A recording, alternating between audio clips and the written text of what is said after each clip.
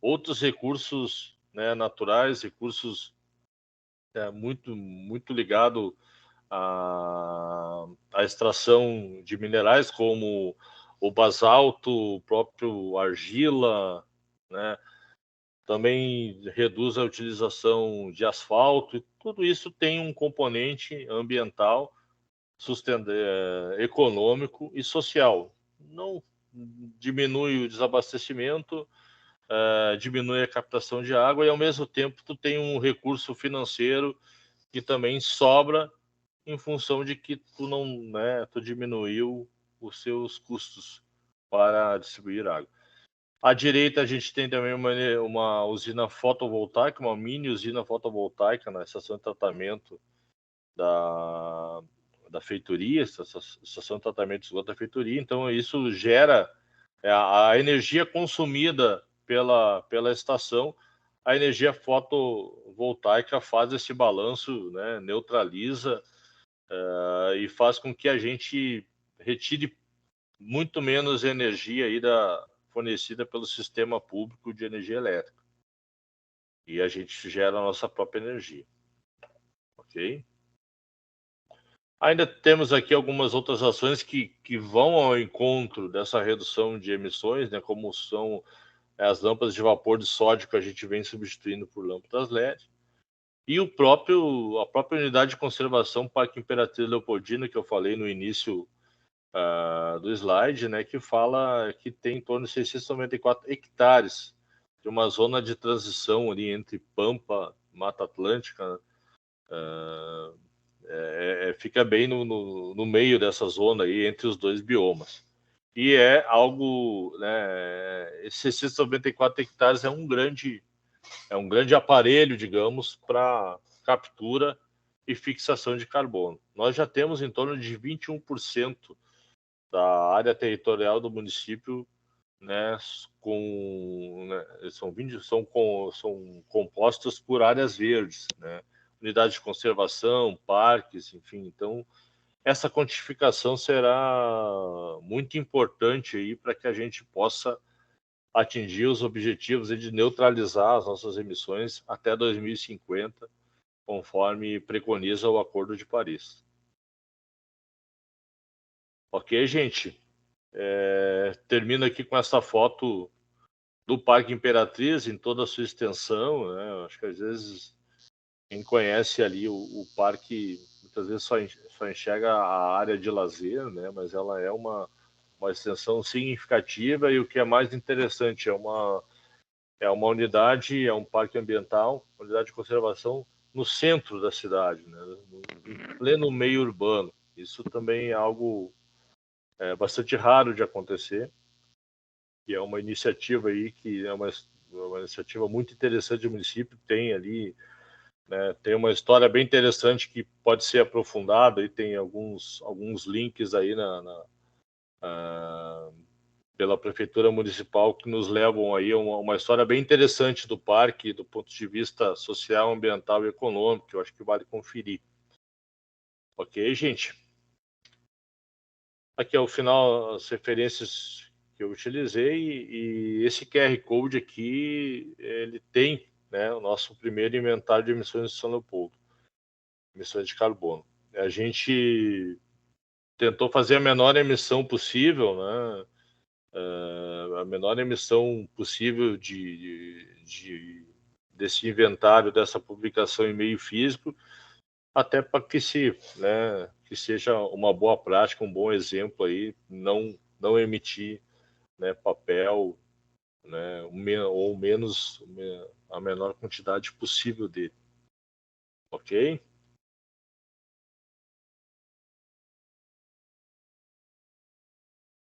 Me coloco à disposição aí para eventuais dúvidas, enfim, estou à disposição. Obrigada, Gardel, pela apresentação. A gente solicita, se tu puder disponibilizar ela para a gente publicar na nossa página. A gente agradece. A gente abre para inscrições agora. Nós temos uma inscrição presencial do Victor e depois uma online do Anderson. Boa tarde, Gardel. A todos. Está ouvindo, Gardel? Sim, sim. Parabéns aí, viu? Eu acompanhei atentamente aqui. Eu conheço bem o Parque Imperatriz, já tinha visto falar desse observatório. E São Leopoldo sempre é um exemplo nesse sentido, né? Sei que a minha Campo Bom, eu sou vereador em Campo Bom e membro desse comitê há bastante tempo já. E nós lá estamos avançando no sentido de várias ações, né, no nosso município. Nós temos um plano de arborização, o Arboriza, que é fantástico. O secretário de Meio Ambiente lá, inclusive, foi meu assessor durante muitos e muitos anos. Eu acho que, primeiro, né, parabenizando de novo, né, essa iniciativa, e eu gostaria de dizer que a gente contribuiu, a gente vem trabalhando essas situações aí, como tu colocaste aqui.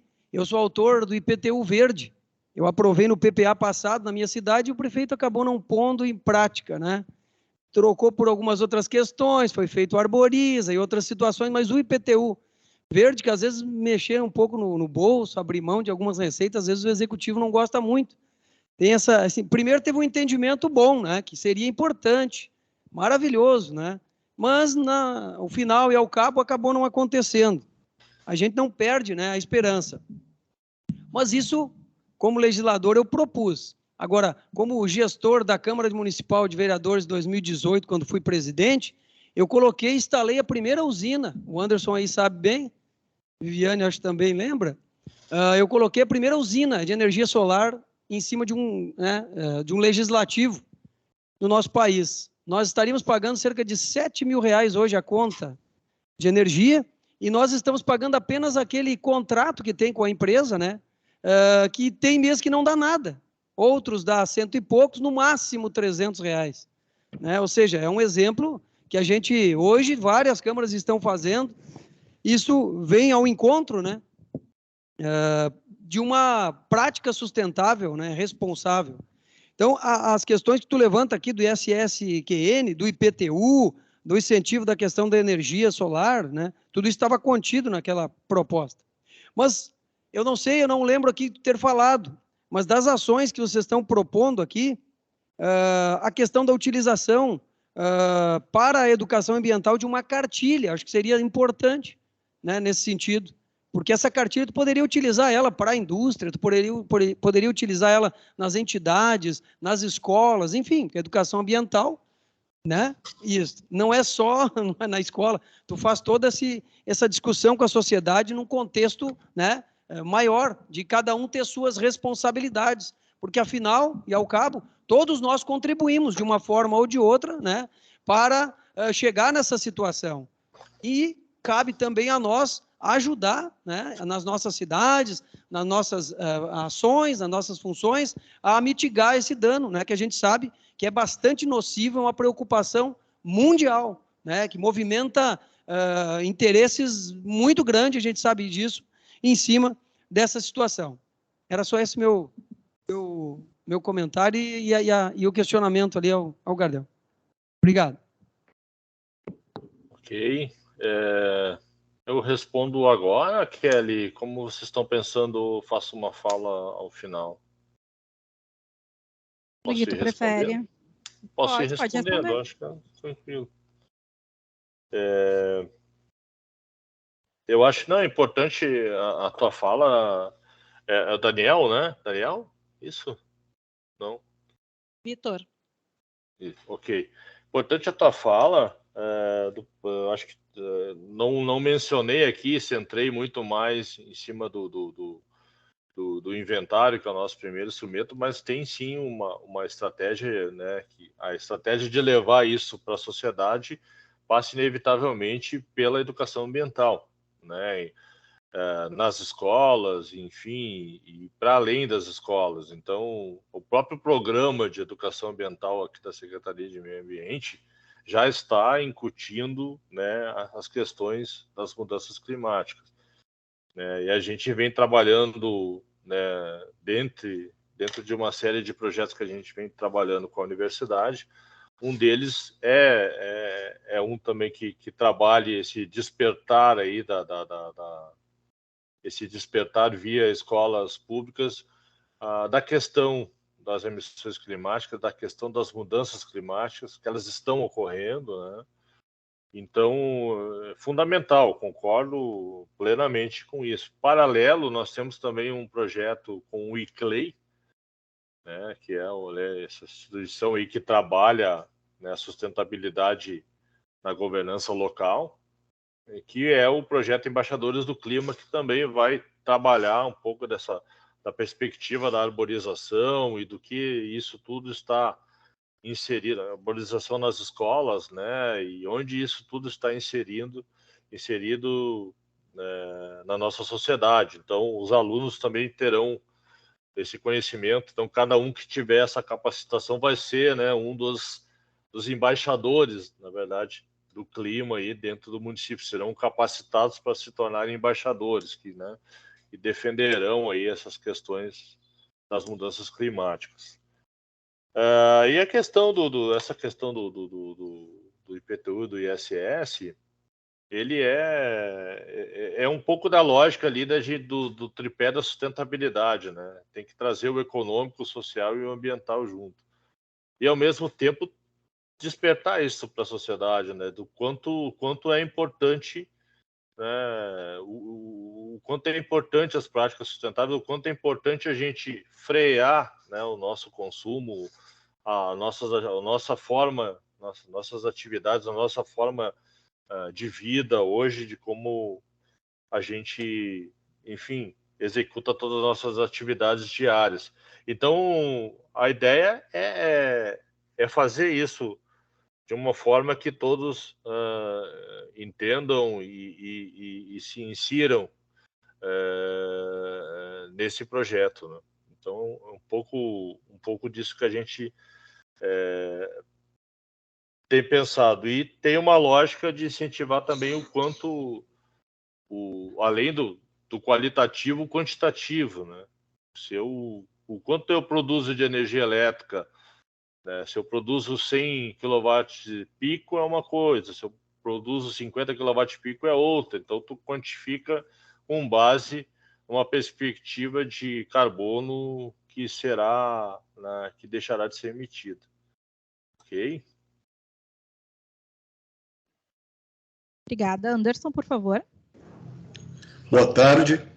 Eu inicio trazendo algumas contribuições relacionadas ao trabalho que tem sido desenvolvido ao Observatório, fazendo primeiramente uma menção a um aspecto do qual nós estamos nesse momento presenciando, que é o período eleitoral e a apresentação das plataformas e programas de governo que os candidatos majoritários devem apresentar à sociedade, porque, de fato, isso, por vezes, acaba passando de uma forma superficial para a análise e para a decisão do voto e na escolha. Por que eu digo, faço essa referência?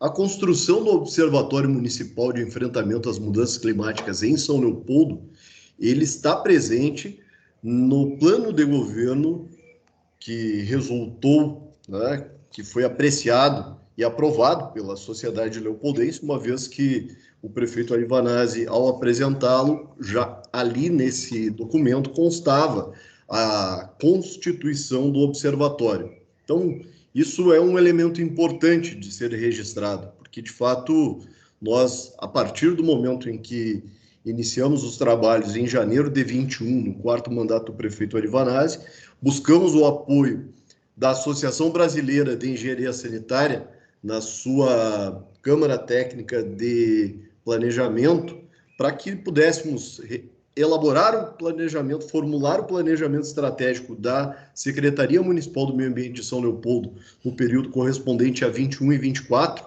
e ali traçamos as etapas que hoje estão em andamento e parte delas foram apresentadas pelo Gardel.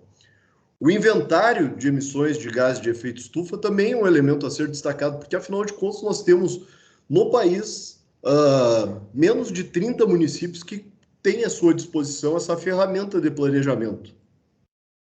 E também é necessário que se faça o destaque, devido destaque, ao caráter multidisciplinar da equipe que compõe o observatório, tendo a coordenação do Everson Gardel, que hoje está lotado aqui na Secretaria do Meio Ambiente, mas é um servidor concursado da Autarquia Municipal de Saneamento, A Secretaria do Meio Ambiente, ela é a secretaria a qual o observatório está vinculado, e nós temos aí a participação, né, da Secretaria de Serviços Públicos, a própria Autarquia de Saneamento, enfim, algumas secretarias que já foram citadas na fala do Gardel. A concessionária de energia elétrica e há de se destacar como um elemento fundamental a participação, todo o suporte acadêmico, todo o conhecimento técnico que a Unicinos, e aí temos aqui a professora Feliciane, temos aqui o Carlos Moraes, que está conosco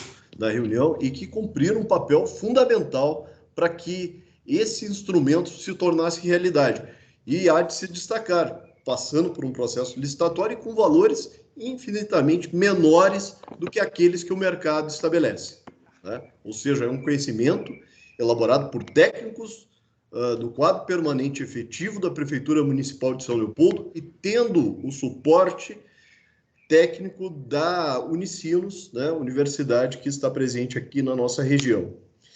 Eu quero adentrar um pouco nesse elemento que foi trazido pelo Victor, relacionado à participação e o controle social, porque agora a etapa seguinte ao inventário é a formulação do plano de ação de enfrentamento às mudanças climáticas, o plano local. E esse será um momento bastante oportuno de dialogar com a sociedade de São Leopoldo, a fim de que possa ser feito o debate. Nós estamos projetando algo que aqui no município ele está consolidado na divisão da cidade em 8 regiões, conforme o orçamento participativo já tem as suas práticas, para poder levar esse debate para a comunidade, para poder buscar a sua opinião e para que ela passe a exercer, de fato, o controle social a respeito desse tema.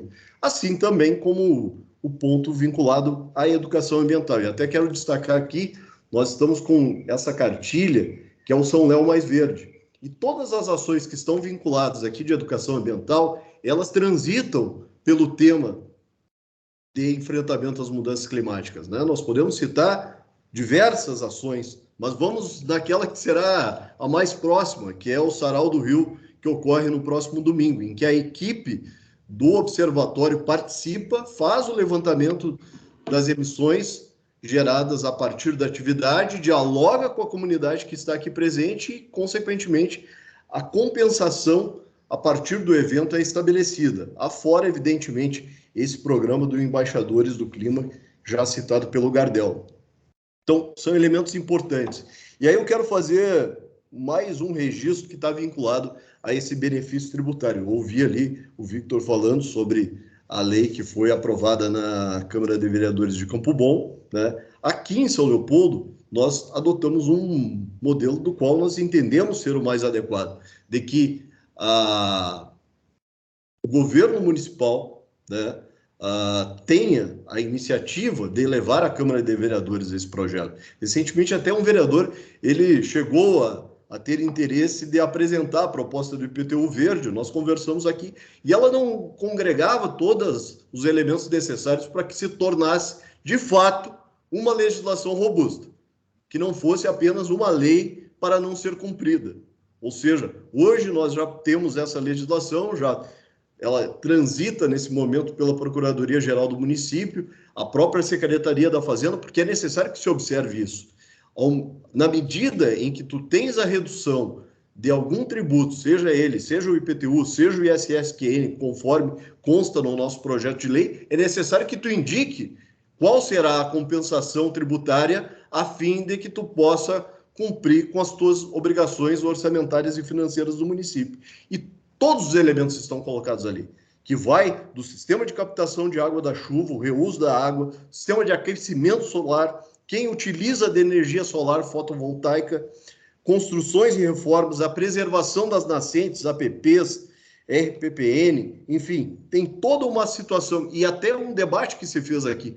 Mas as pessoas que têm condição e capacidade de realizar um investimento para instalar placa fotovoltaica na sua residência é um número pequeno. Entretanto, tem uma série de outras ações que elas podem e devem estar colocadas e estão presentes nessa nessa minuta do projeto de lei que transita nesse momento na Procuradoria-Geral do município. E está aqui, os sistemas individuais de tratamento de esgoto doméstico, todos esses elementos estão presentes. E isso está direcionado para as pessoas físicas e pessoas jurídicas, aquelas que são prestadoras de serviços. E, por fim, né, peço desculpas aqui pela extensão, mas eu preciso fazer o devido registro. A cidade de São Leopoldo, ela se condiciona a um município capacitado a realizar esse debate, uma vez do acúmulo de ações que tanto o governo municipal, mas os movimentos ambientalistas provocaram esse debate na cidade, e isso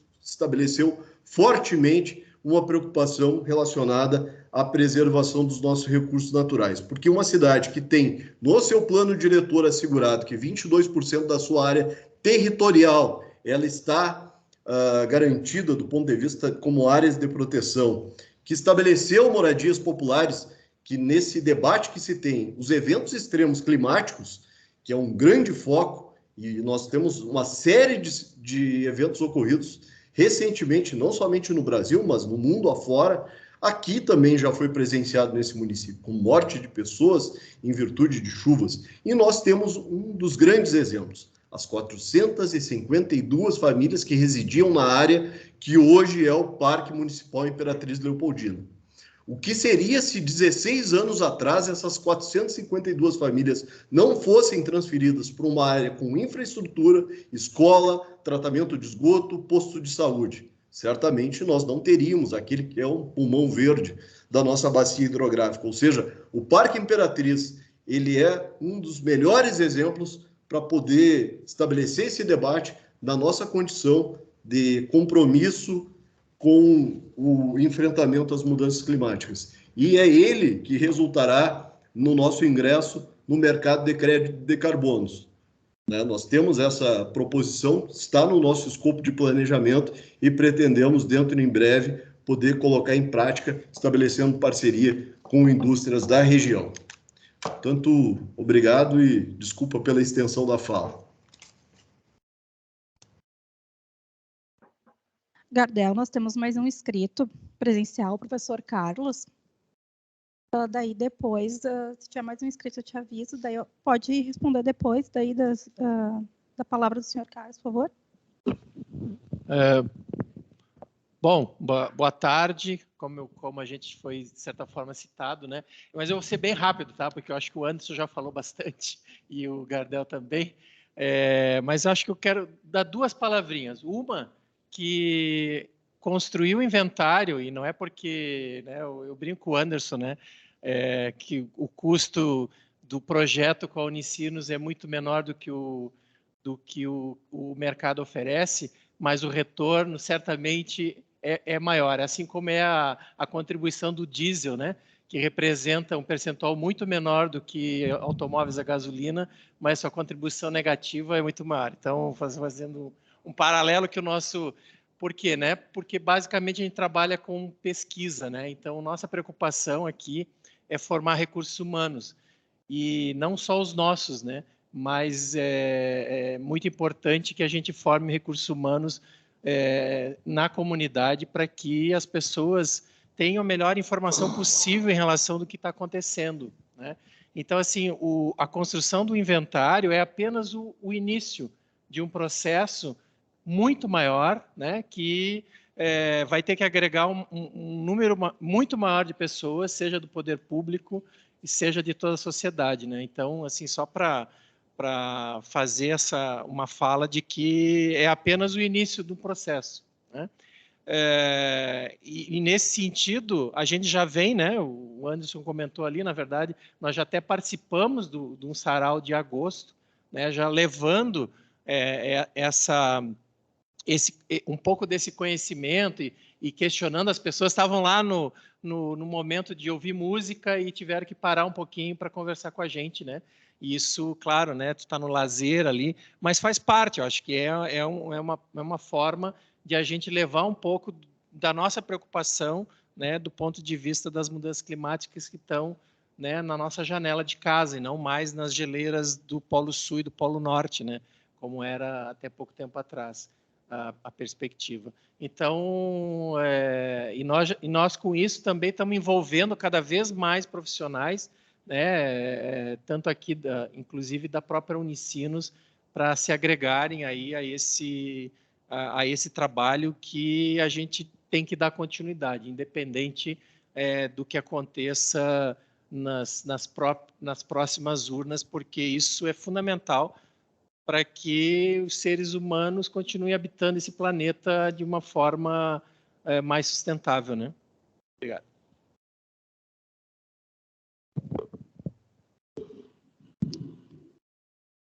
Mais alguma inscrição, pessoal? Bom, não havendo mais inscrições... Desculpa, pode falar. O Anderson está com a mão levantada, não sei se... pronto, isso aí. Desculpa, Daniel. Não tem problema. Gardel, a palavra é tua, então. Ok. Não, acho que primeiro agradecer aí a complementação do secretário Anderson, do professor Carlos, tá? Enfim, eu acho que é importante e agregou ali tudo que a gente vem conversando. E, na verdade, né, a construção do observatório partiu muito aqui pela secretaria, né, e também pelo professor Carlos, pela nossa proximidade aí. Eu tenho, né, um grande respeito, porque sempre fui da área do saneamento e trabalhava lá assuntos clássicos de controle e redução de perdas, eficiência energética, né? O professor Carlos me apresentou aí as estratégias de produção mais limpa e, enfim, virei um grande estudioso disso e acho que é o que a gente precisa implementar. Então, indo ao encontro de tudo isso, acho que o observatório traz, né, ele busca, ele catalisa todas essas práticas, essas ações, né, e a universidade confere o lastro aí de tudo que a gente faz, sabe? Não é um trabalho, né, como eu vou dizer, assim, não é um trabalho, é um trabalho que a gente quer fazer de longo prazo, não é algo para 1 ou 2 anos, mas sim que tenha uma política pública de fato de enfrentamento às mudanças climáticas e que traga seriedade ao tema, que traga ciência ao tema, principalmente ciência, né, e que a gente possa avaliar todas as questões, né, do ponto de vista da sustentabilidade, né, sem nenhum tipo de preconceito, sem nenhum tipo de, né, de dogma, enfim, olhar como a ciência olha, né, para todos os aspectos além da sustentabilidade e suas correlações à saúde, enfim, o desenvolvimento que é tão necessário, né, num país como o nosso que está em desenvolvimento. Então, tudo isso é o que o Observatório propõe trabalhar. E eu quero só agradecer muito pela participação, tá? E finalizando dizendo que o projeto aqui que a gente propõe de redução das emissões, ele já trabalha a redução de IPTU e de ISS, ele trabalha uma lógica muito próxima já, né, que é um dos nossos objetivos também, dos créditos de carbono. A gente vai quantificar, né, numa base como se quantificasse crédito de carbono, mas ao invés de crédito de carbono, teríamos ali percentuais de desconto. Então, tudo vai estar ligado a toneladas de carbono, né, a um quantitativo de toneladas que tem uma perspectiva de ou evitadas ou de reduzidas, tá? Então, mais uma vez aí, muito obrigado aí pelo espaço, né? E a gente precisa cada vez mais discutir isso, né? E levar isso à sociedade, que é um dos desafios, né? Muito mais do que objetivos do Observatório de Mudanças Climáticas, né? Levar isso ao conhecimento e, como o próprio secretário Anderson, professor Carlos falou aqui, nós aqui sozinhos não conseguiremos. A gente precisa sensibilizar a sociedade em todas as suas atividades, em todos os seus hábitos, né, e entender que isso é algo que essa geração precisa fazer. Essa geração é que pode, de fato, evitar os efeitos, né, das mudanças climáticas. A próxima só vai sofrer as consequências, né? Então, é essa geração, esse é o momento, esse é a etapa, né, que a gente precisa realizar. Ok, gente? Muito obrigado. Obrigada, Gardel, pela apresentação. É um tema muito importante ser debatido. A gente fica no aguardo, então, da disponibilidade da apresentação, para a gente compartilhar com os membros, né? E passando para o próximo item de pauta, então, nosso próximo item de pauta, não precisa colocar o PPT, Carlos, porque vai ser a inclusão de pauta. Desculpa.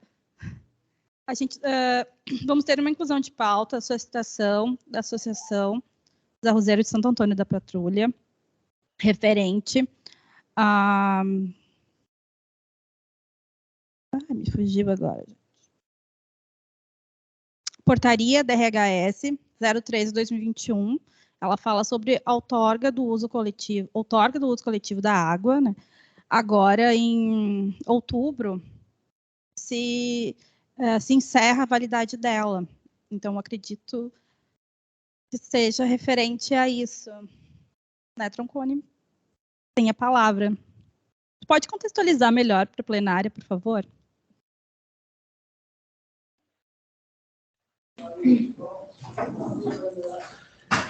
Bem, boa tarde a todos. Aqui quem está falando é o Tronconi. Tá. E eu queria fazer um pequeno retrospecto dessa portaria 013/2021, que é uma portaria de outorga coletiva do uso da água. Essa portaria ela já foi reeditada 2 ou 3 vezes, se não me falha a memória, porque o DRH deseja que as outorgas não sejam mais coletivas, e sim individuais. Bom, vocês lembram que nós aprovamos recentemente um projeto das condicionantes aí no comitê e que foi encaminhado ao DRH. Porque já no tempo do diretor Paim, para que os produtores fizessem ou encaminhassem as suas outorgas individuais, era necessário que eles cumprissem o que regia nas condicionantes, no trabalho das condicionantes executado aqui pela Associação de Arrozeiros de Santo Antônio da Patrulha. Pois bem, então é necessário, então, fazer a inclusão das outorgas individuais de cada produtor aqui da bacia, e como não dava tempo, né, os produtores poderiam ficar desprovidos de outorga, então eles renovaram essa outorga 013/21, e que ela vence em outubro agora. Bom, a grande maioria dos produtores já encaminhou, já fez a papelada toda, encaminhou o processo para a sua outorga individual. Faltando 2, 3 ou 4 produtores no máximo para completar a relação que estava na outorga coletiva, né, 013/21. Pois bem, como esta bacia, tá, ela é uma bacia... como é que é? Bacia especial. Bacia especial, perdão, não me faltou a palavra. Então,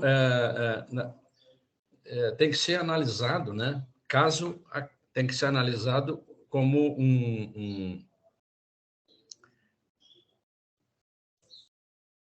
um balanço hídrico de toda a bacia coletiva para que seja aprovado esse processo. Muito bem. Como não vai dar tempo ainda, tá, de que o DRH faça esse estudo sobre o balanço hídrico, então o que acontece? Então nós estamos pedindo, né, a Associação de Arrozeiros está pedindo para renovar essa portaria, porque não é culpa do produtor, ele já está cumprindo aquilo que foi regido nas condicionantes, né? estão todos encaminhando as suas outorgas, tá? Mas não vai dar tempo. Então, o produtor, a partir de outubro agora, vai ficar sem outorga. Então, nós estamos pedindo que o DRH ele renove essa portaria. Bom, isso já foi solicitado pela Associação para o DRH, mas o DRH afirmou que isso tem que ser via comitê. E o comitê tem que gestionar junto ao DRH a prorrogação dessa portaria até que eles façam esse estudo de balanço hídrico, né? Então, é isso que nós estamos solicitando e gestionando junto ao Comitê Sinos, que é gestionar junto ao DRH a prorrogação dessa portaria. Eu não sei se a Priscila queria acrescentar alguma coisa.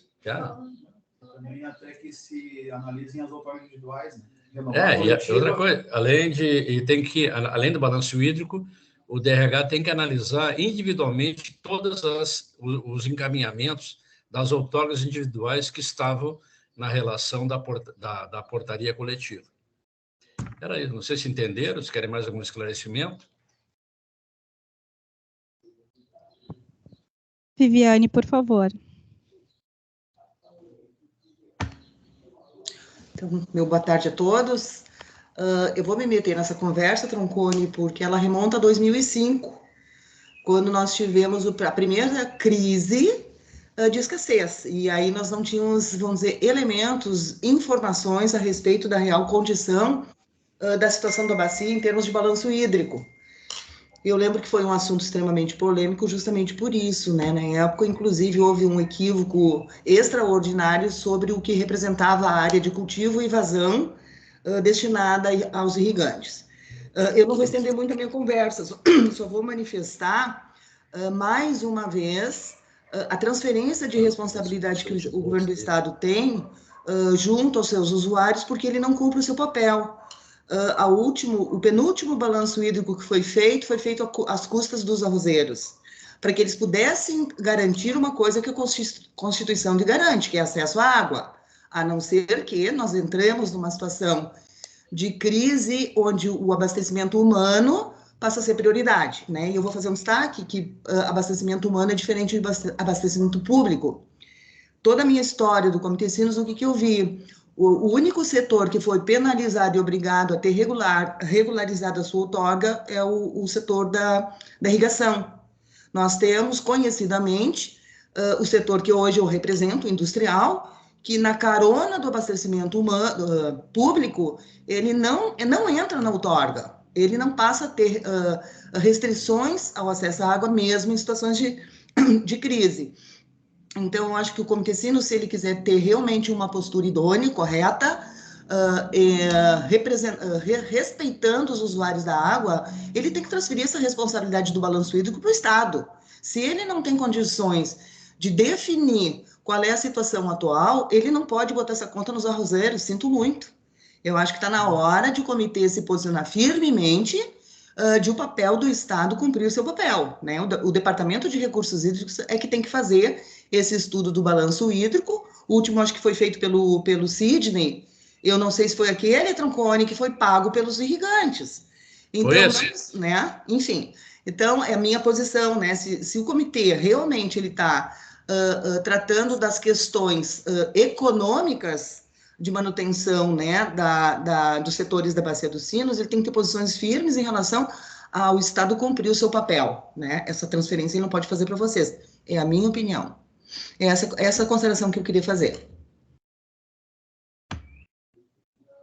Quer falar isso aqui também? Obrigada, Vivi. Muito técnico, né? Tem inscrição do Daniel, depois da inscrição do Daniel, daí eu também gostaria de contribuir da conversa que eu tive com o DRH sobre o tema. Daniel, por favor. Pode usar primeiro, Kelly, não tem problema. O Daniel DRH? Eu convidei o DRH, o setor de outorga, para essa reunião de hoje, né? Expliquei para ele que nós iríamos tratar sobre esse tema, que seria importante a participação dele.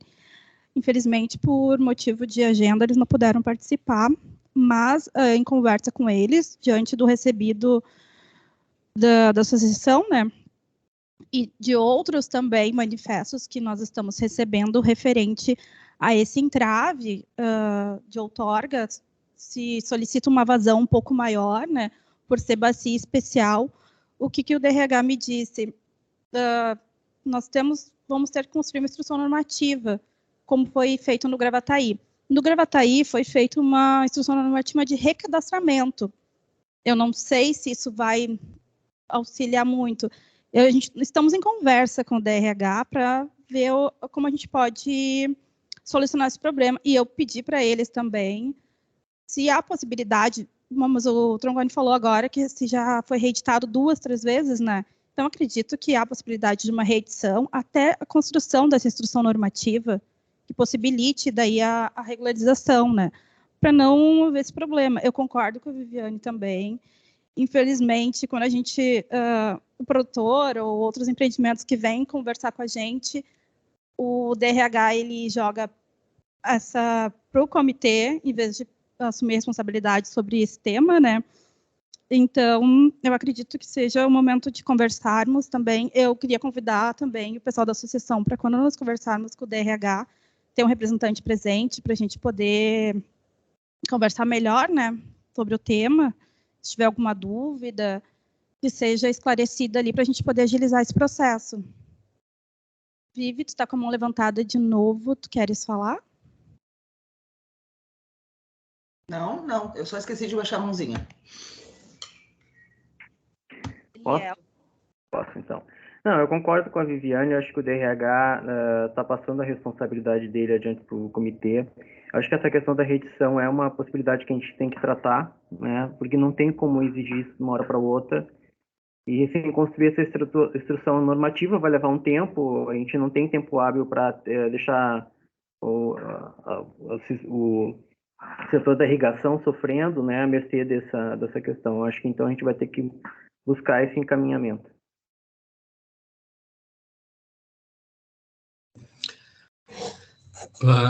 Me permite, Tronconi?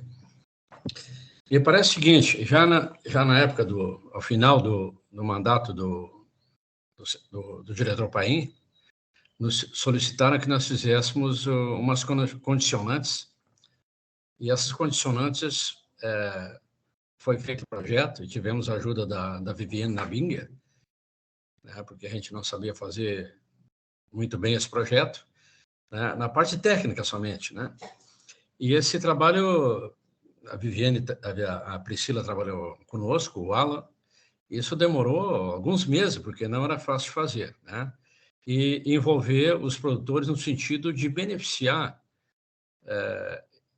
a bacia como um todo na parte ambiental, no que toca às lavouras de arroz na bacia. Esse trabalho foi feito, né, foi aprovado pelo comitê,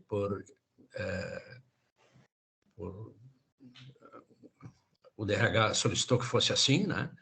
E eles também aprovaram o nosso trabalho, e a partir daí, então, nós poderíamos fazer encaminhar a outorga individual, e eles fariam, então, o balanço hídrico.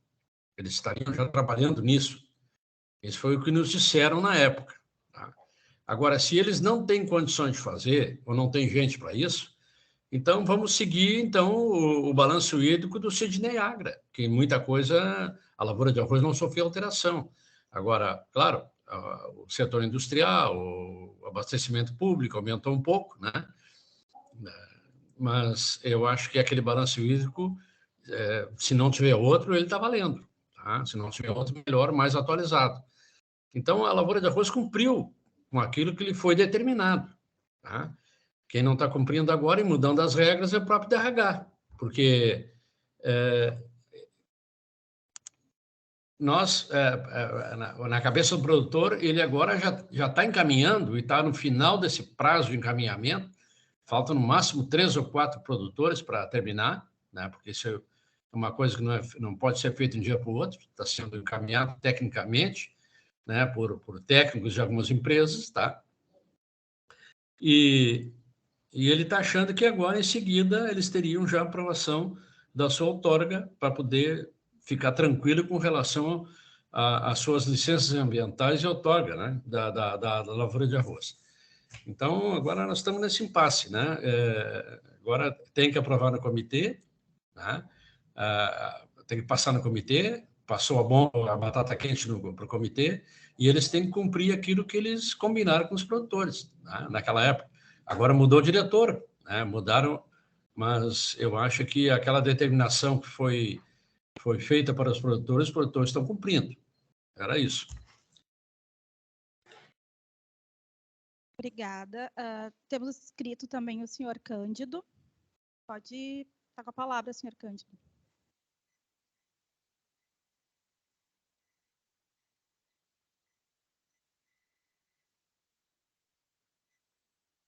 Não estamos lhe escutando.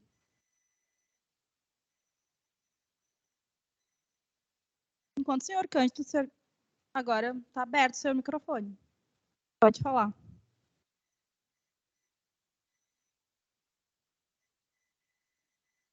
Acho que está com um probleminha técnico, senhor Cândido. Enquanto o senhor se organiza, então, a gente pode passar a palavra para a Viviane, está inscrita também. Qual Viviane, Kelly? Tem duas Viviane? Tu mesmo. Tá. Eu vou separar, tá, uma posição que é de negociação, de tratativas com o DRH, que seria eminentemente técnica, e aquilo que é a função do comitê, que é uma posição política. Eu acho que, independentemente do que possa ser tratado e acordado, e eu acho que o DRH, sim, vai compreender que a responsabilidade de dar respostas em relação ao balanço hídrico é deles, que o Comitê Síndico já prepare uma minuta de deliberação dizendo isso, né? Que reconhecendo, enfim, não faltam elementos para justificar uma posição política do comitê sobre a busca de uma ampliação desse dado, uma renovação, vamos dizer, do prazo para que os irrigantes possam se adequar ao plano de trabalho que passou pelo comitê, né? Aqueles condicionantes que foram elaborados, passou pelo comitê, foram aprovados, então agora é uma questão de atendimento àquilo. Então, eu separo as coisas. Uma coisa é técnica, discutida com o DRH, e outra coisa é a posição política de um colegiado como é o da Bacia Hidrográfica. Então, é isso que eu queria ainda registrar. Obrigada. Vou engatar aqui, Kelly. Não, sim, vamos trabalhar nessa deliberação, Viviane. Inclusive, vamos contar com as colaborações de vocês e do Troncone. Ok?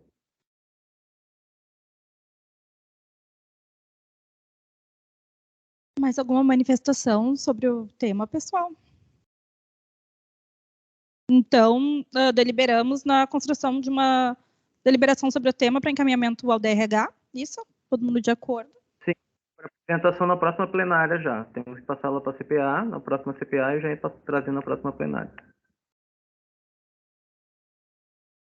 Eu acho que a gente pode combinar de encaminhar por e-mail para os membros, porque a próxima plenária ela vai ficar em outubro, ela já vai ter passado da instrução normativa, da resolução.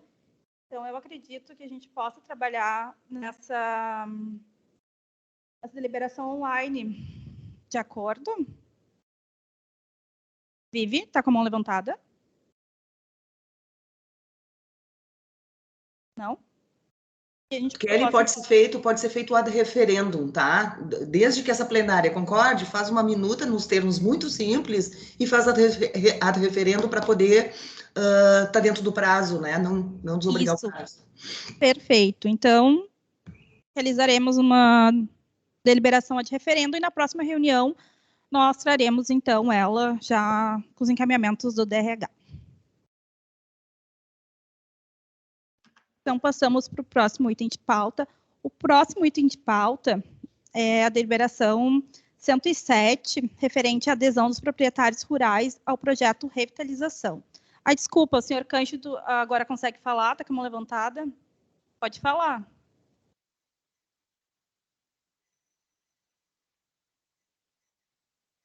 A gente não está lhe escutando, senhor Cândido. Não estamos lhe escutando. Acho que é o problema no seu microfone. Pode escrever se quiser escrever no chat.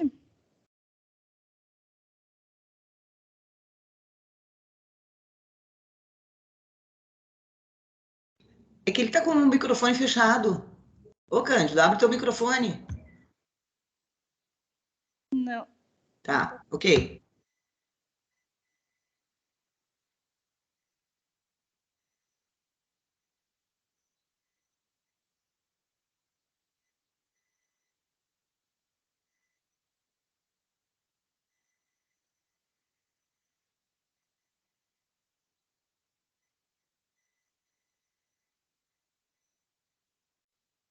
Sim, o senhor também está com um problema, né, nessa questão de outorga, né?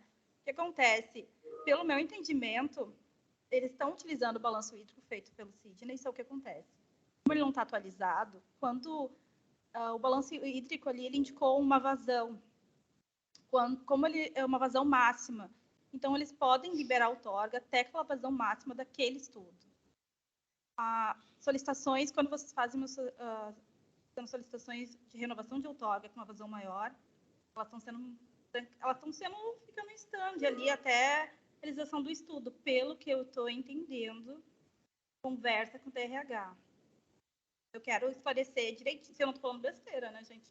Quero esclarecer direitinho esse tema com eles, poder trazer uma resposta para vocês, objetivo concreta, né? Mas pelo que eu estou entendendo isso, o estudo ele tem um balanço, um valor X de referência, e todos os protocolos de outorga solicitados acima daquele valor estão ficando parados.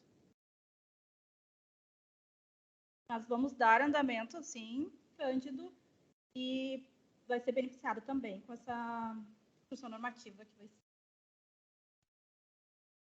E Kelly, temos que marcar uma reunião urgente com o DRH também para discutir essa questão, antes mesmo dessa questão da deliberação, ou concomitante, digamos, tá? Para a gente esclarecer todos esses fatos que você está levantando.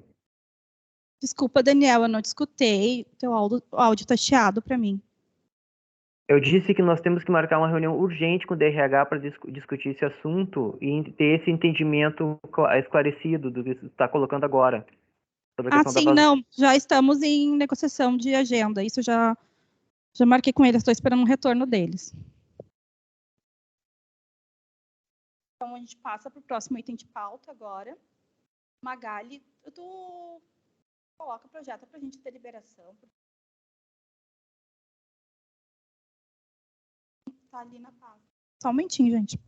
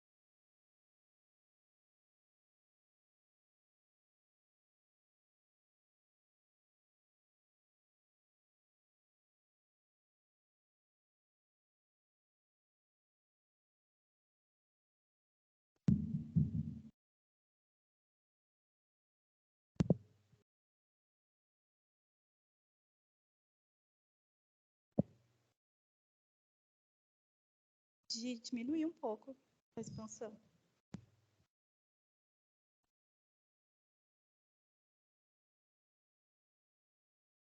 Então, pessoal, essa deliberação nós estamos em conversa, algumas reuniões já. Nós iniciamos ela CPA, pedido do programa Revitalização, né?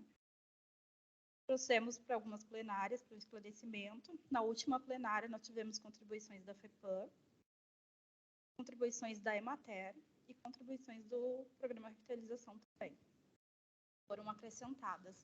Pode ir no final ali no Resolve.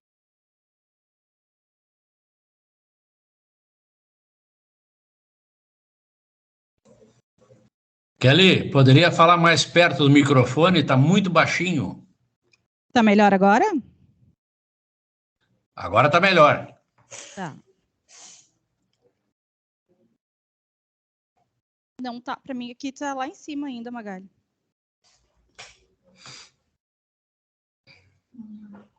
Não, deixa ali que eu vou ali, daí fica mais fácil. Desculpa, pessoal, a gente está em fase de adaptação ainda do híbrido. Vocês estão vendo? Está aparecendo a parte da delibera para vocês? Ou ela está no início ainda da deliberação? Está aparecendo. Tá. Então, as contribuições, elas foram referentes, então, os produtores rurais que aderiram ao projeto de recuperação das áreas de APPs em cursos de água, devem ser preferencialmente selecionados em uma futura implementação de pagamento por serviços ambientais. Elas devem ter suas propriedades cadastradas e ter prioridades na análise com vista à emissão de certificação de regularização ambiental, o CRA, e do Programa de Regularização Ambiental, o PRA. Eles devem ser, então, fortalecidos e estimulados a participação dos arranjos locais, especialmente envolvendo as secretarias e departamentos municipais do Ambiente, Planejamento e Agricultura, assim como os conselhos municipais de Meio Ambiente e Agricultura. Eles devem ser abrigados pelos instrumentos de planejamento do município, né? Especialmente, eles devem convergir com planos diretores ambientais, de recursos hídricos municipais e desenvolvimento rural. Eles devem ser fortalecidos também na incorporação das experiências estratégicas do projeto Verde Sinos, né, na sua rede de parcerias e com os centros ambientais da Bacia Hidrográfica dos Sinos. Então, a gente recomenda SEMA, né, que a edição de norma legal estabelecendo o regramento das atividades do projeto de recuperação de áreas, estipulando os critérios para a inclusão das propriedades selecionadas e quais se encaixam em dispensa de outorga ou licenciamento ambiental. Essa deliberação ela tem a finalidade de auxiliar no processo de adesão dos voluntários do programa Revitalização. A Carol, não sei se tu gostaria, Carol, de complementar alguma coisa referente à deliberação. Participou do processo de construção também. A gente tem representando a Emater, o Claudinei também, ele participou também nesse processo da deliberação na contribuição pela Emater. Seu microfone aberto. Se vocês gostariam de contribuir com a construção, fiquem à vontade. Boa tarde a todos. Kelly, em princípio, aquilo que nós havíamos discutido na CPA, acredito que tudo tenha sido contemplado nessa redação, não me escapa se não tem, mas acho que a redação ficou contente, assim, do que eu estou podendo ver agora. Eu não... Vou ter que te pedir desculpa, porque eu não lembro se vocês encaminharam isso para que a gente desse uma olhada antes. Não, nos escapou, não tivemos como fazer. Mas aqui, lendo com vocês, e diante do que eu lembro das discussões, está tudo contente. E da forma como nós havíamos combinado, né? De que não se engessasse o texto e deixasse para que também a gente pudesse, né, ao longo do tempo, e como é um projeto piloto, a gente poder ir adequando, né, o que for necessário.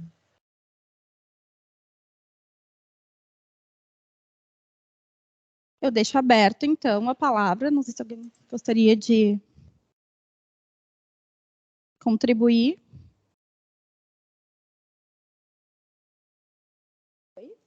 Durante a CPA, né, se discutiu muito essa questão de que não se engessasse muito a deliberação, né, até ao contrário do que algumas colocações foram colocadas na última plenária, em relação, por exemplo, ao PSA, né, que queria que se especificasse mais quais seriam os casos.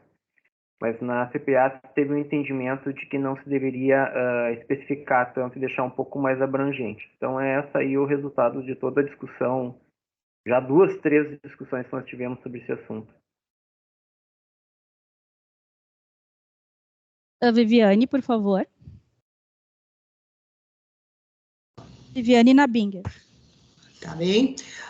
Eu vou antecipadamente valorizar, reconhecer tudo o que representou para o Projeto Verde Sinos a atuação dos técnicos dos escritórios da Emater nas municipalidades. Por que eu estou fazendo isso antes de qualquer outra referência? Porque nós tivemos uma inserção e um envolvimento, um comprometimento dos produtores rurais no nosso programa de recuperação de mata ciliar, que foi exemplar, né? Nós ultrapassamos todas as metas que foram estabelecidas naquele edital da Petrobras, né? Que nós alcançamos os meios para poder fazer todas aquelas ações envolvendo técnicos dos municípios. Infelizmente, isso é a minha percepção, não senti nenhum comprometimento da presidência da Emater em relação ao projeto Sinos desde o primeiro dia que eles assumiram o comando da Emater. Nós tivemos reuniões com a direção da Emater, onde estavam presentes, me lembro que a doutora Ximena estava lá, estava o doutor Daniel Martini, Na sequência, tivemos numa das Expo Inter, nova reunião no sentido de buscar o comprometimento, a adesão ao Verdicinos da Emater, e nós não alcançamos isso. Quem consegue fazer esse envolvimento, esse comprometimento dos pequenos produtores, ou talvez o Sindicato dos Produtores Rurais, ou Emater, eles estão lá na ponta. Eu lamento, mas eu acho essa deliberação inócua. Não se consegue, com o papel, mobilizar, motivar, envolver e comprometer esses produtores. Isso é uma ação local. Eu lembro que ter visto a figura do Claudinei aqui, e não posso deixar passar, né, o compromisso que os técnicos locais têm com essas atribuições. E eles não foram privilegiados no atual comando da Emater. Eu digo isso até assim um pouco constrangida, porque a Emater era uma das entidades de origem do projeto Verdicinos. Ele iniciou com uma relação muito estreita entre Emater, Comitê Sinos e o Ministério Público. E nós tivemos sucesso fantástico em relação a isso. E, infelizmente, eu não vejo da diretoria da Emater esse comprometimento. Então, assim, ó, nós podemos fazer o que quisermos em relação a qualquer tipo de deliberação, que isto não vai movimentar lá na ponta quem deve ser movimentado. Então, eu não gosto de estar fazendo o que eu estou fazendo, mas eu preciso fazer esse registro. Não teremos adesão se não tivermos uma colaboração e um comprometimento da diretoria, né, da direção da Emater, em relação à atuação dos seus técnicos na alçada municipal. É isso.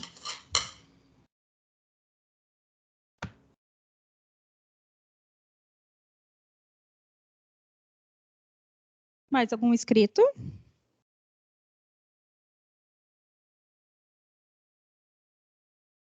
Claudinei, por favor. Eu estou com uma certa dificuldade de sinal, então talvez o meu áudio possa cair. Vocês estão me ouvindo? Sim. Eu preciso, Viviane, com todo respeito, fazer um pouco de contraponto, não em defesa da diretoria, mas da instituição e dos colegas que estão se debruçando nesse momento no projeto de revitalização, em que, numa primeira fase, todo aquele movimento que foi necessário a partir da identificação dos produtores, das propriedades pela equipe da SEMA, houve um empenho bastante grande, e está havendo um empenho bastante grande em captar, em fazer contato, em visitar e convencer os produtores que estavam listados no primeiro momento.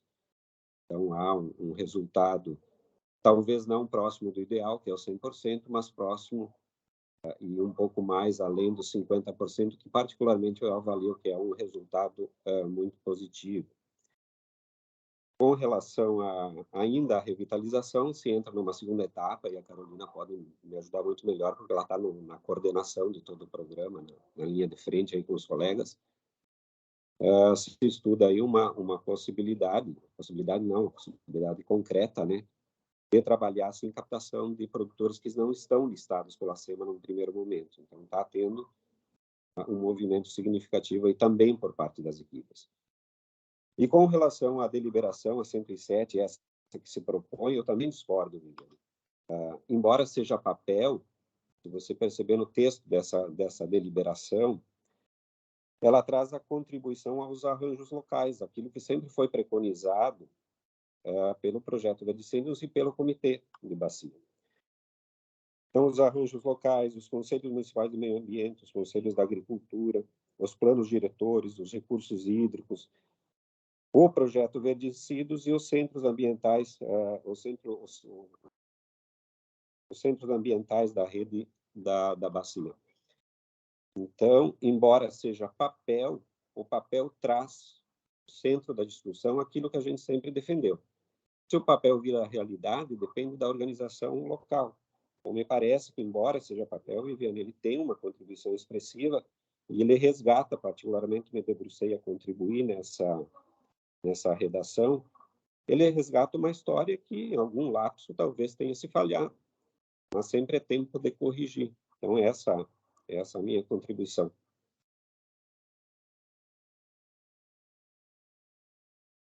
Obrigada, Claudinei.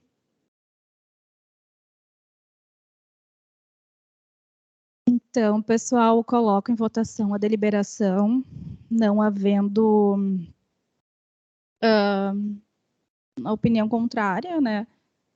Aprovamos, então. Coloco em votação.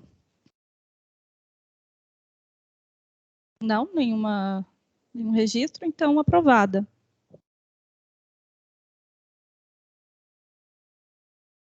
Passando para o próximo item de pauta. Então, o próximo item de pauta é uma apresentação do projeto Verticinos da quarta etapa dele, né, o primeiro semestre de 2022.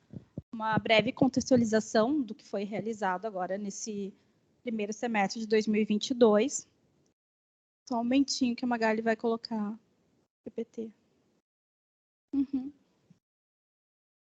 Eu consigo colocar aqui? Posso apresentar aqui também? Quer que eu coloque, Magali?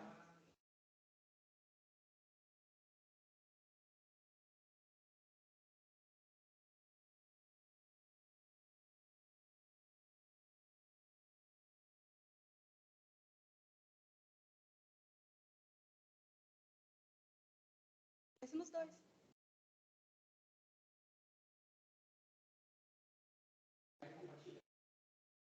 Ainda posso compartilhar, eu tô com ele aberto.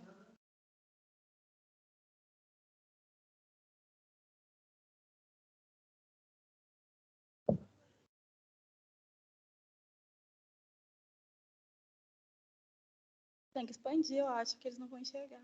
Eu olhando aqui, tá bem pequenininho.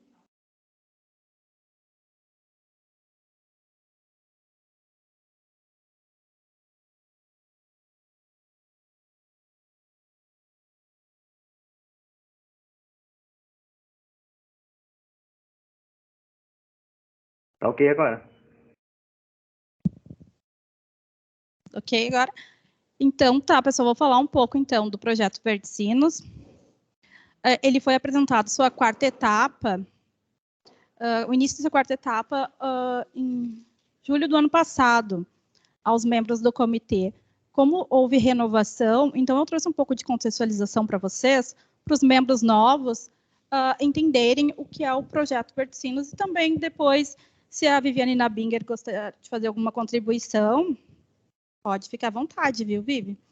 Então, o projeto Verticinos, então, ele é o resultado de esforços, né, entre as instituições e entidades e a convergência de ações em favor da sustentabilidade social, econômico, ambiental da Bacia do Rio dos Sinos.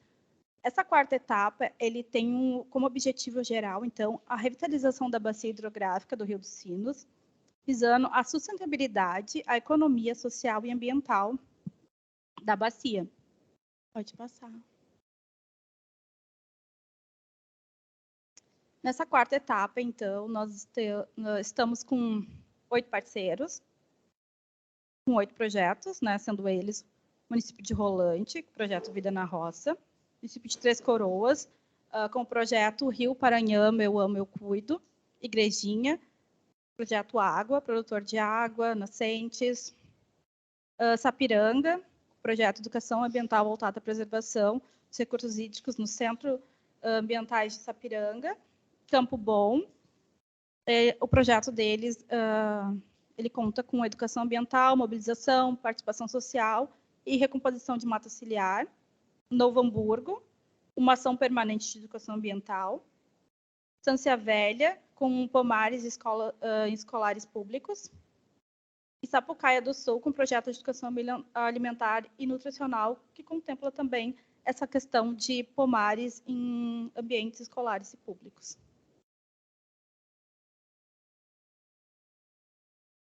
Eu trouxe aqui um fluxograma bem resumido do processo, né, de como ocorreu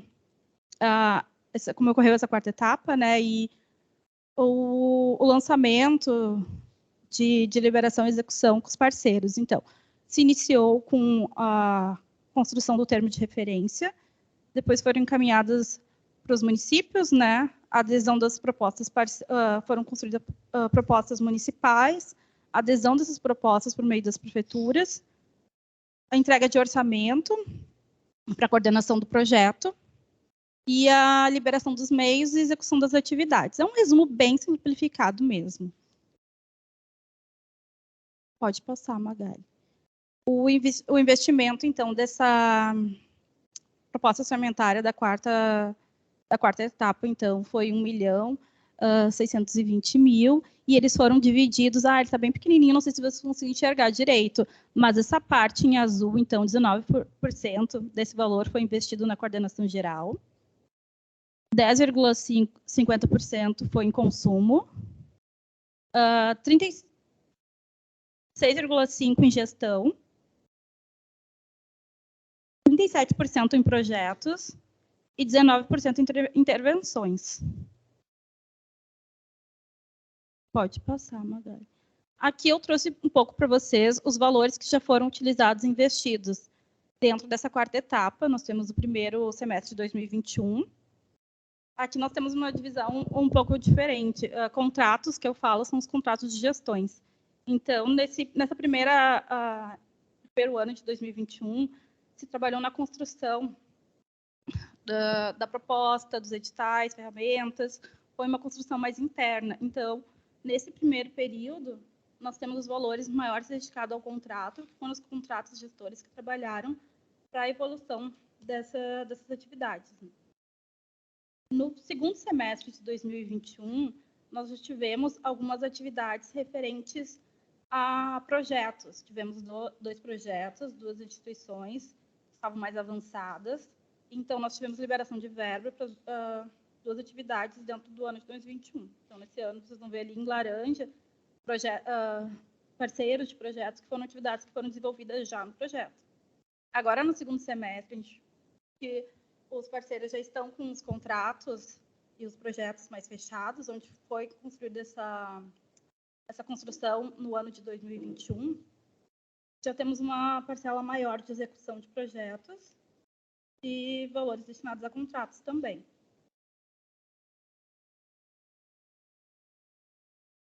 Eu fiz uma explicação bem resumida. Então, se vocês tiverem algum questionamento referente, vocês podem ficar à vontade. Não sei se a Viviane Nabinger gostaria de acrescentar mais alguma informação. Não, Kelly, eu não estou acompanhando o projeto. Não posso... Não, eu digo referente ao primeiro semestre, 2021, 2022. Não, ele foi basicamente o que tu está dizendo, né? A parte de estruturação. A única coisa, Kelly, que eu tenho maior interesse é saber o quanto evoluiu a parte que está sob coordenação da Unicinos, pelo professor Uwe, que é o mapeamento das áreas úmidas, né? Isso, para mim, fisicamente, ele tem uma relevância muito grande. Daniel, por favor. Oi. Então, gente, eu queria puxar esse gancho aí da finalização da apresentação da Kelly, do questionamento da Viviane, e nós estamos aí avaliando editais, né, e vamos nos debruçar nas próximas semanas para montar novas propostas para ter recursos para a continuação, né, desse programa do Versinos. Já andamos conversando com o UV, né, do que poderia ser uma nova fase, que tipo de ações nós poderíamos implementar envolvendo pesquisa, educação ambiental. Então, até outubro agora a gente vai estar trabalhando com bastante afinco para buscar mais recursos, porque essa estrutura, esse programa não pode parar, né? Ele tem que ter continuidade e continuar mostrando resultados como tem mostrado até agora. Então, a gente pode chamar o UV para trazer as conclusões do trabalho que ele tem feito, né? Mas a gente já está pensando aqui, gostaria de adiantar que a gente já está pensando na continuidade desses trabalhos com novas ações aí numa próxima etapa. Fernando, por favor.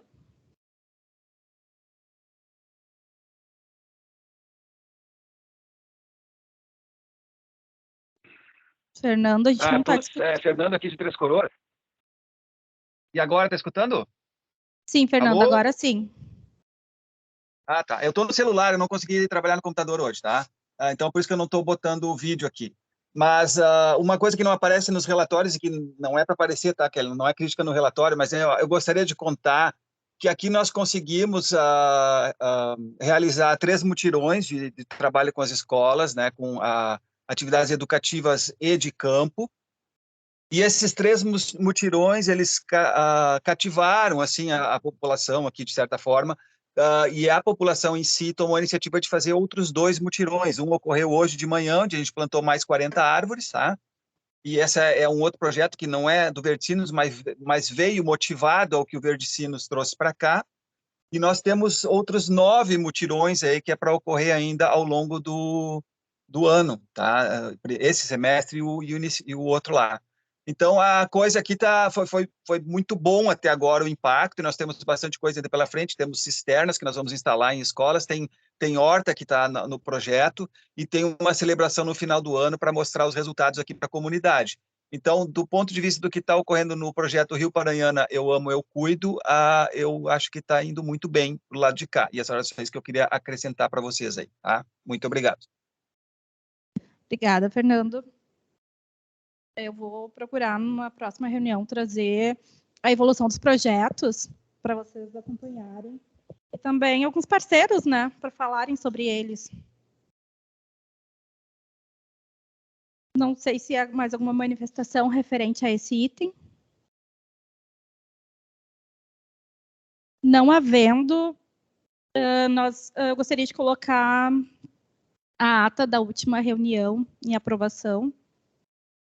Vocês receberam por e-mail, tudo certo?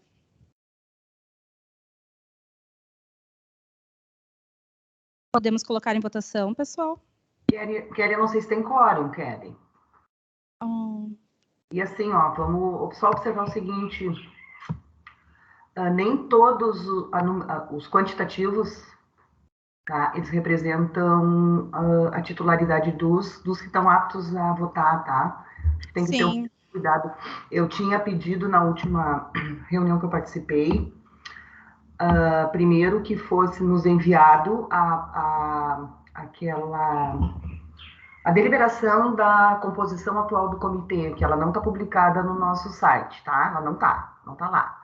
E aqui tu tinha mandado, ela está em desacordo com o que de fato hoje é a composição do comitê. E junto com as entidades membros, é importantíssimo que a gente tenha o representante e o contato. Porque quando o titular não pode vir, ele tem que acionar o seu suplente e não se tem esse conhecimento. Então, é fundamental que a gente conheça, né? Eu preciso saber quem é efetivamente o meu representante suplente da indústria, tá? É só uma dica, mas ela Não, sim, exato. Até na última reunião nós conversamos sobre essa questão da representatividade, né? Uhum. Desculpa, é que eu tinha visto antes nós tínhamos pauta, mas daí a gente começou a conversar e apresentar, e realmente, olhando agora, nós não temos mais quórum, então nós deixamos para a próxima reunião. Atualização, Vivi, eu fiz a correção, mas esqueci de encaminhar a atualização para todos, pelo visto, né? Então, eu vou fazer esse encaminhamento. E sobre o site, nós estamos trabalhando nisso para fazer a atualização dele. Isso. Eu acredito que até segunda-feira a gente já está... Deixa eu pedir isso, porque assim, ó, eu como estou agora servindo a um outro senhor, né? Eu tenho que cuidar da minha empresa, eu me nutro muito das informações do site. E assim, ó, eu estou vendo que as atas não estão lá, as deliberações não estão lá, então isso nos cria um vazio, né, da informação. Tá? Eu agradeço. Sim. A gente está trabalhando para agora... pessoal, eu estava já esquecendo novamente. Eu gostaria de apresentar para vocês o Samuel. Samuel, ele está fazendo parte da equipe agora do Verdicinos, mas eventualmente ele acaba também contribuindo com as ações do comitê, né? Praticamente com todas as atividades do comitê. Samuel, por favor. O Samuel é geógrafo. Dá um oizinho para o pessoal, Samuel.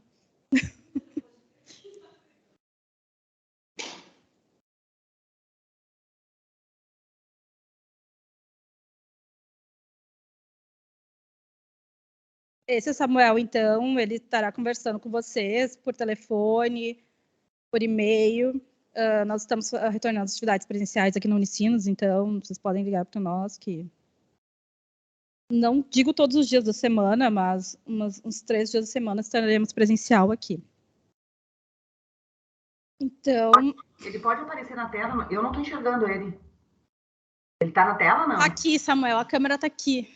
É, tu tá do outro lado. Eu ia dizer o mesmo, desculpa. Ali a câmera.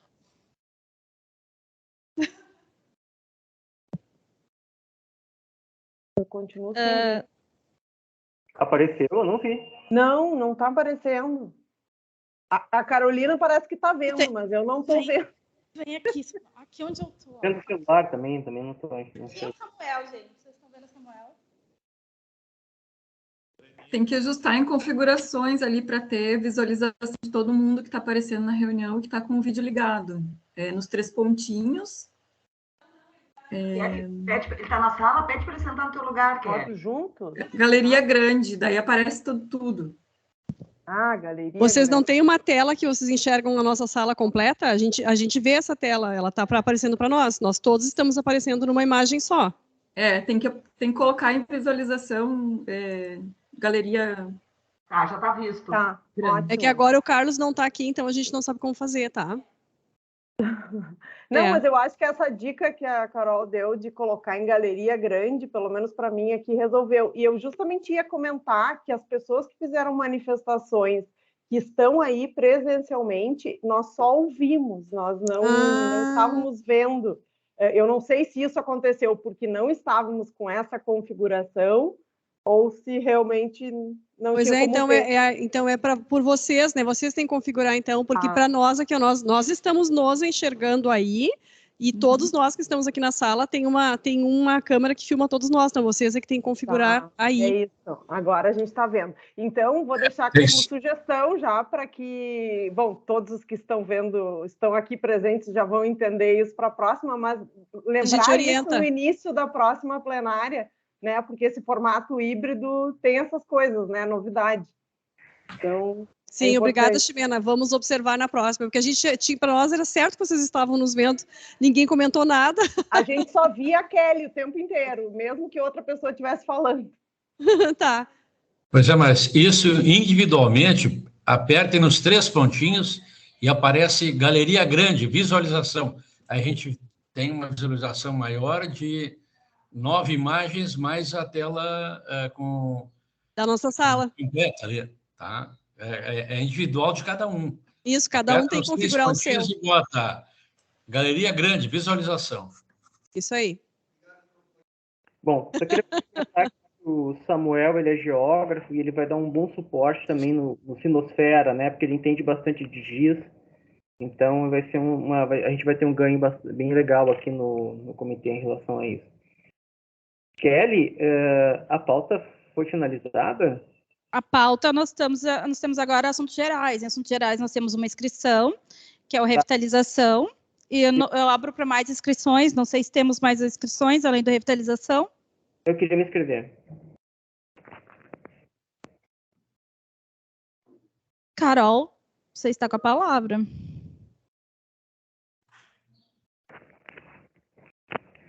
Eu vou tentar apresentar aqui qualquer coisa que dá Carol, problema. só um momentinho antes de tu começar. O Silvio, ele levantou a mão. Silvio, por favor, tu queres escrever em assuntos gerais? Sim, só escrever em assuntos gerais, mas vai a Carol, vai quem você já escreveu antes. Estão me ouvindo? Sim, estamos. Mas vai quem já estava falando, depois é só escrever. Obrigado. Ok. Pode continuar, Carol.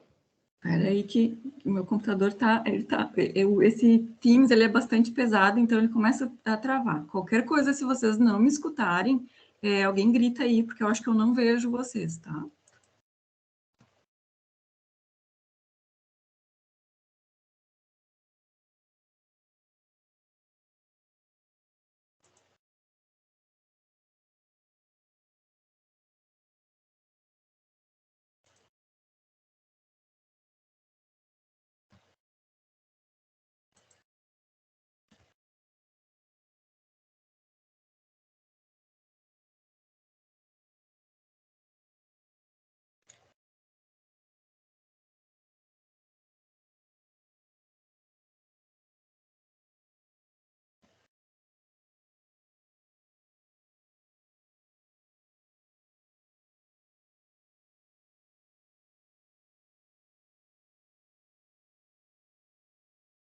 Tá aparecendo?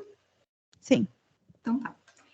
Como a gente tem o costume, e nós sempre solicitamos um espaço, desde que a gente consiga participar das reuniões, claro, de trazer para vocês o status da situação atual do programa, para que isso seja diluído ao longo do tempo e a gente consiga trazer em várias vezes mais detalhes do que se a gente fizesse uma apresentação única a cada semestre ou cada ano.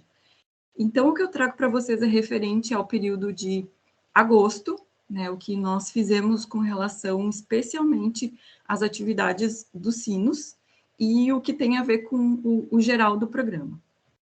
Dessa forma, eu trago para vocês, então, a contratação, as informações do processo licitatório do documento básico do programa, que o objetivo dele é contratar um serviço especializado para nos ajudar a categorizar as bacias e definir critérios das ações para a continuidade do programa pós-convênio, né? Então, a gente vai iniciar essa atividade agora, durante o convênio, que é a elaboração do programa, e para isso, essa contratação nos auxiliaria na compilação de dados, porque, assim como vocês sabem, somos, em princípio, só eu e a Juliana trabalhando nisso, Juliana e eu, uma pequena equipe, né? Então, e como o documento ele ficou a cargo de ser escrito pela secretaria, essa contratação ela é super importante nessa coleta de dados para que a gente consiga construir de forma a que ele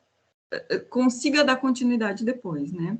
Então, nesse sentido, a publicação da abertura de licitação foi feita lá no dia 27 de julho, aí nós tivemos a abertura no dia 30, e a gente teve algumas manifestações, 30 de agosto, né? Nós tivemos algumas manifestações de empresas fazendo questionamentos com relação ao edital, e aí ele foi reagendado para o dia 8 de setembro. Nós, da gerência, identificamos algumas partes escritas, principalmente nos anexos, que é com relação à análise de documentação das empresas, que poderiam nos dar problema no processo de licitação, e como a gente não gostaria de passar por nenhuma situação de impugnação, ou mesmo limitar a participação de empresas menores, nós decidimos retirar, suspender essa abertura de envelopes para corrigir essa parte do anexo. Já fizemos isso, já estamos encaminhando agora para a nova abertura. Esse processo na Selic, em princípio, no momento em que ele for lançado novamente, é para demorar os 45 dias como previsto. Então, esse é o status que a gente tem agora. Com relação ao diagnóstico de recuperação de áreas de preservação permanente, que é um projeto que está sendo desenvolvido em ambas as bacias, Sinos e Gravataí. Atualmente, o andamento, a gente está na fase de avaliação para aprovação do produto 1, que já nos foi entregue, então a gente está avaliando a informação que nos foi repassada, que é do plano de trabalho.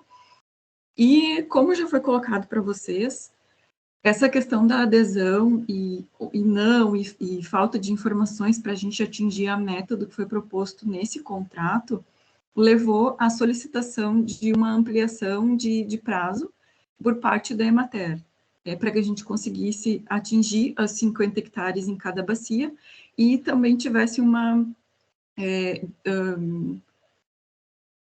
alterasse ali o critério, né, de adesão dessas famílias, já que os beneficiários aqui, em princípio, eles deveriam estar cadastrados no CAR, né? Então, a gente ampliou com relação, principalmente no Gravataí, a ampliação de municípios que não estavam contemplados na primeira fase e propriedades que não tinham cadastro no CAR. E a gente não recebeu ainda essas informações.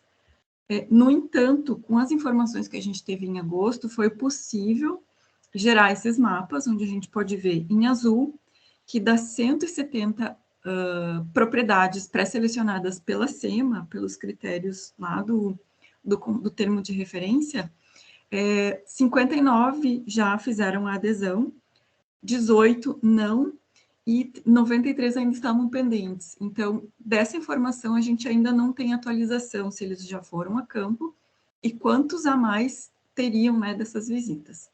Isso aqui é para o Gravataí. E para os sinos, os valores são de 212 propriedades selecionadas, pré-selecionadas, 80 já aderiram, 67 não vão aderir, e estão na pendência 65, ou que tiveram ou que ainda não aderiram, né? Ou que tiveram visita ou que ainda não aderiram.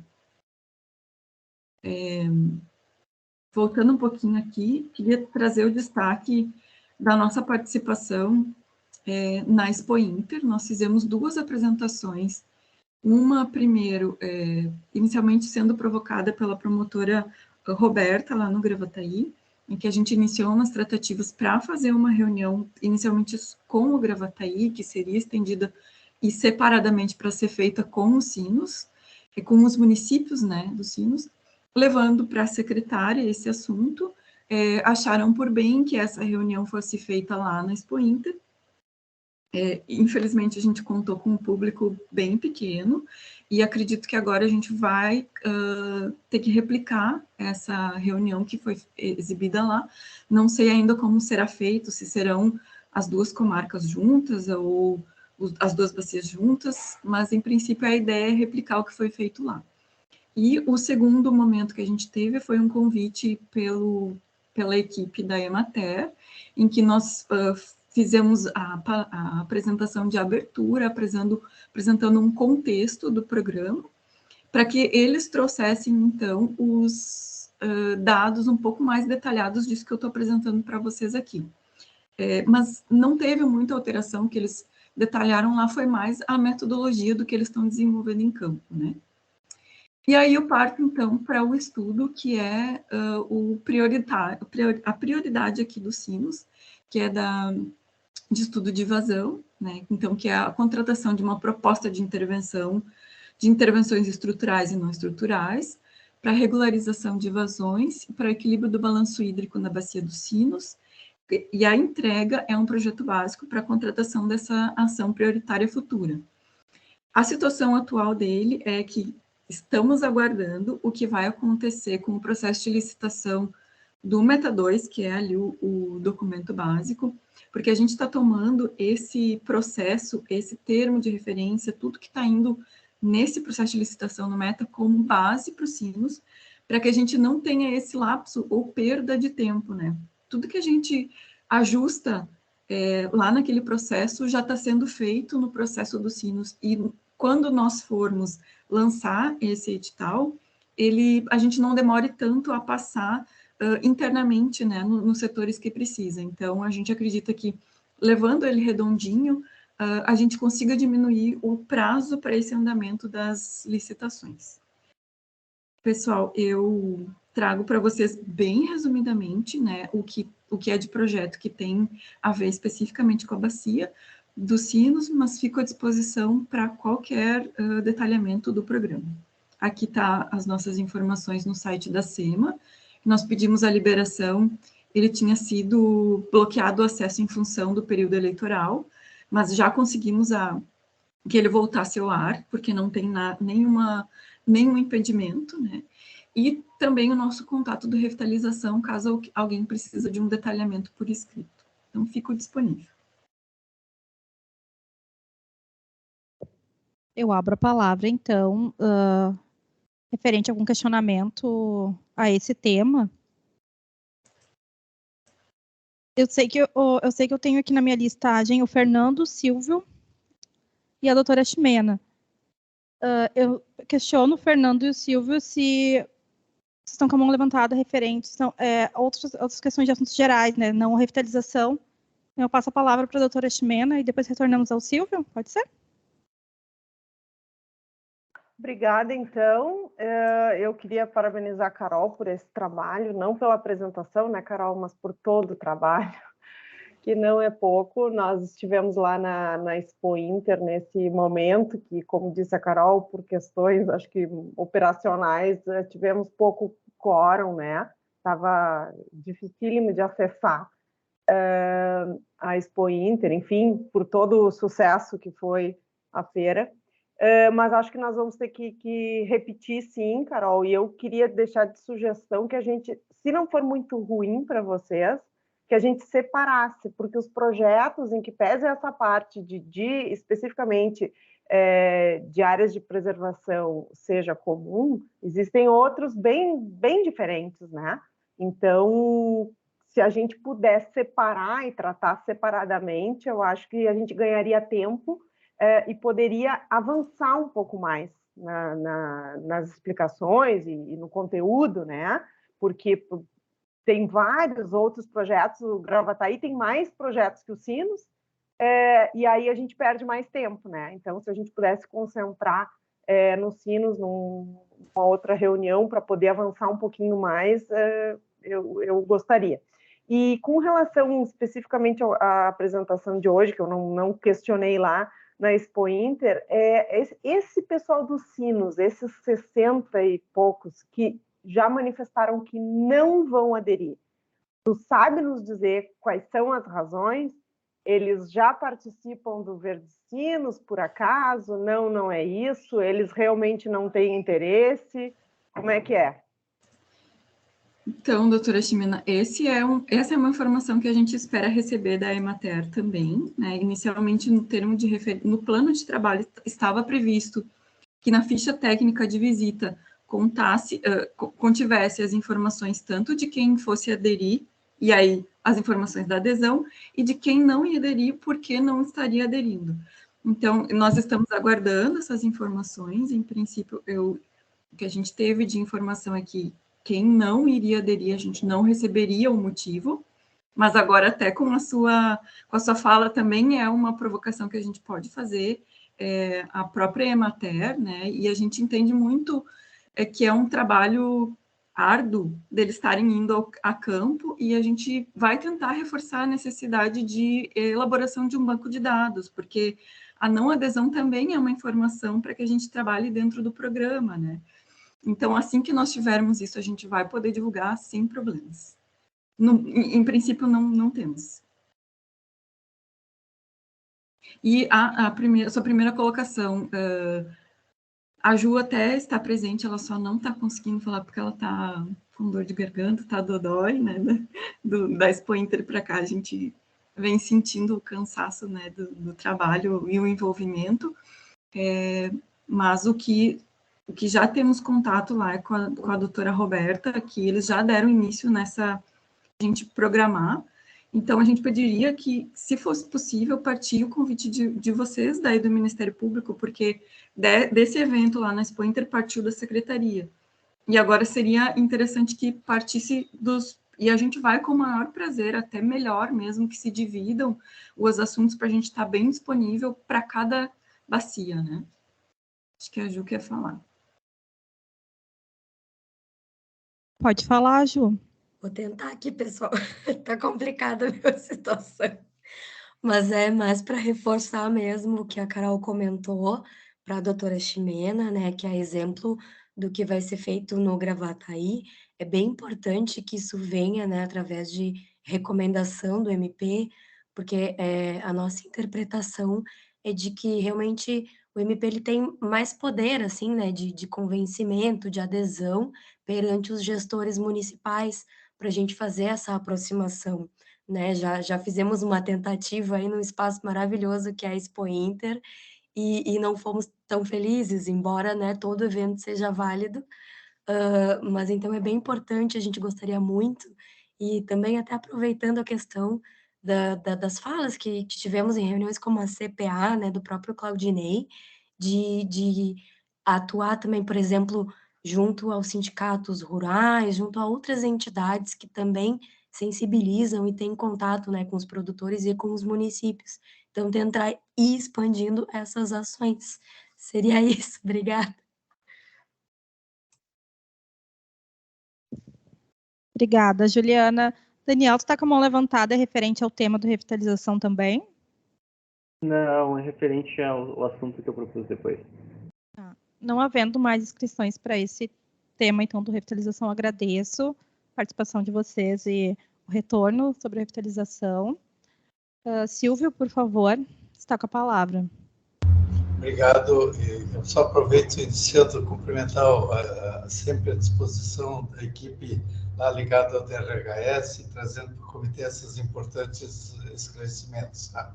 Mas o meu tema que eu trago vamos dizer assim, saber da diretoria do comitê, a grosso modo, nós estamos a 3 meses do final do ano, né?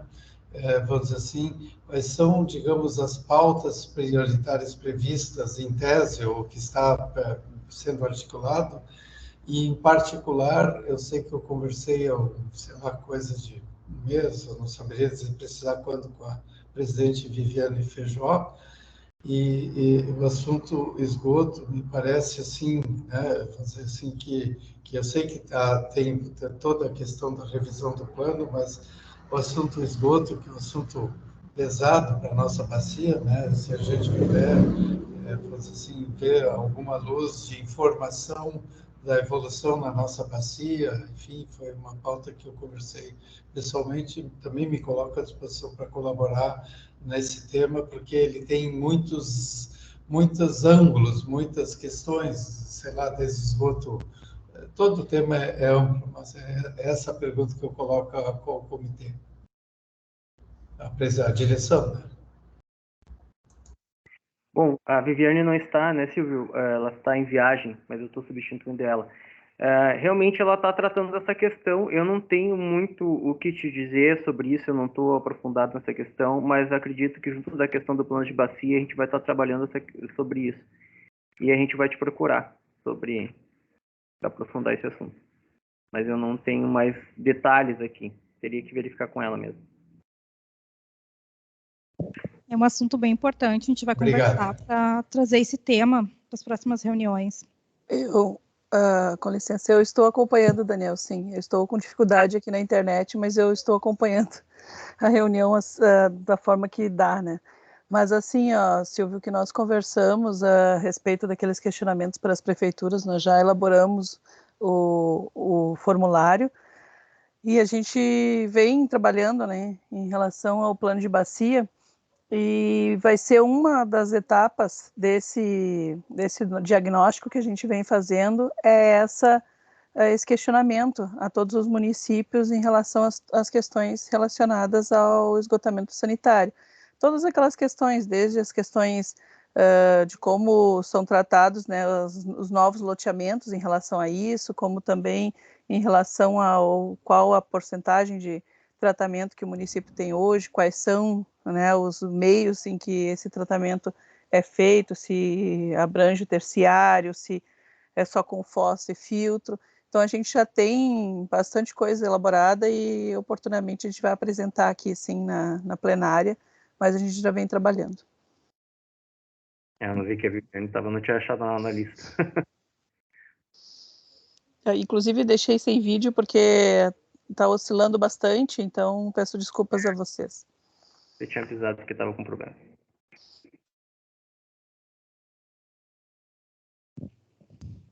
Eu tenho aqui ainda a doutora Ximena com a mão levantada, não?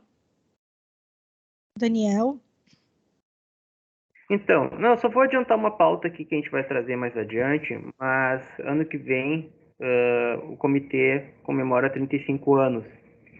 E nós estamos, em parceria com a Unicinos, organizando um seminário sobre a temática de recursos hídricos em comemoração aos 35 anos do comitê. A gente discutiu muito sobre como viabilizar esse seminário em primeiro plano, obter recursos e tudo mais.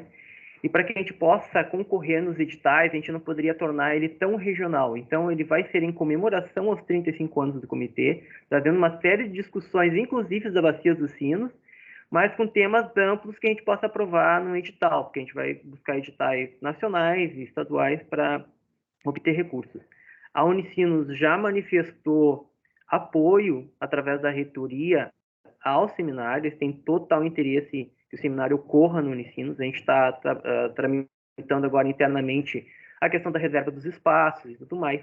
A gente já elaborou uma programação prévia junto com a CPA de cunho mais técnico e tem ainda janelas em aberto para que a gente possa trazer outros temas que tenham a ver com as discussões aqui da plenária, com os interesses das categorias e tudo mais.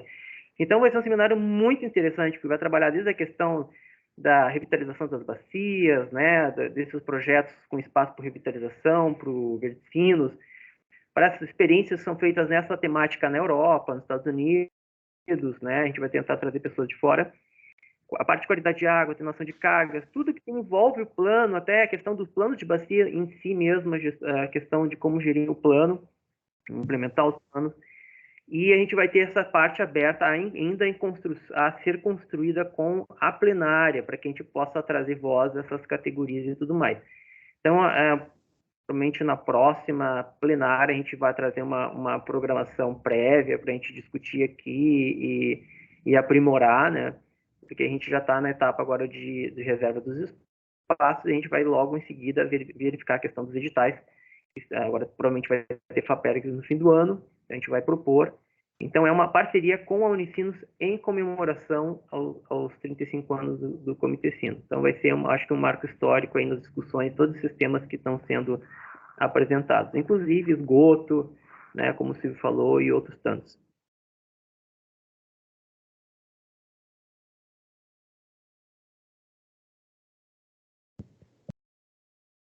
Bom, não havendo mais inscrições, então, pessoal, encerramos a plenária de hoje, então, agradeço a participação de todos. Muito obrigada. Boa tarde. Boa tarde. Obrigado. Tchau, tchau. Boa tarde. Bom descanso. Até a próxima.